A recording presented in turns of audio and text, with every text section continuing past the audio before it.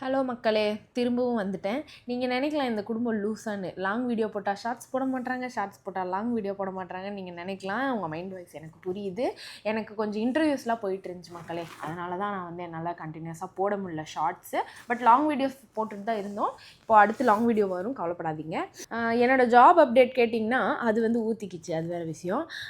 என்ன சொல்கிறதுனா, செலக்டட்னு சொல்கிறாங்க, பட் ஆஃபர் லெட்டர் தரமாட்றாங்க. ஃபைனல் ரவுண்ட் வரைக்கும் போகிறாங்க.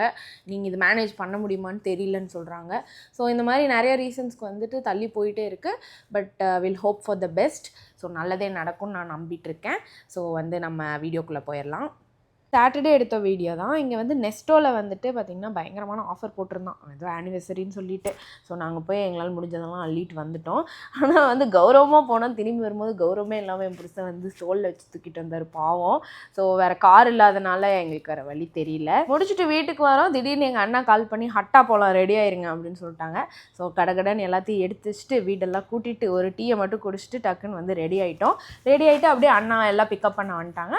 அண்ணா, அப்புறம் தினேஷ் அண்ணா, அப்புறம் வந்து பிரதீப் அண்ணா ஃபேமிலி, அப்புறம் சுப்பு அண்ணா ஃபேமிலி எல்லோரும் வந்துட்டு போயிருந்தோம். போயிட்டு ஃபஸ்ட்டு வந்து லஞ்சை சாப்பிட்டுட்டு அப்படியே வந்து ஹட்டா கிளம்பிட்டோம். கிளைமேட் சூப்பராக இருந்துச்சு. அங்கே போயும் வந்து பயங்கர சூப்பராக என்ஜாய் பண்ணோம். கயாக்கிங் போனோம்.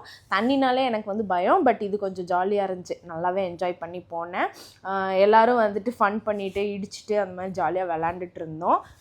முடிச்சுட்டு வெளியே வந்து அங்கேயே சூடாக டீயும் ஸ்நாக்ஸும் அடிச்சுட்டு அப்படியே வீட்டுக்கு ரிட்டன் வந்துட்டோம். ஸோ இப்படி தான் எங்களோட வீக்கெண்ட் போச்சு, அதாவது சாட்டர்டே போச்சு.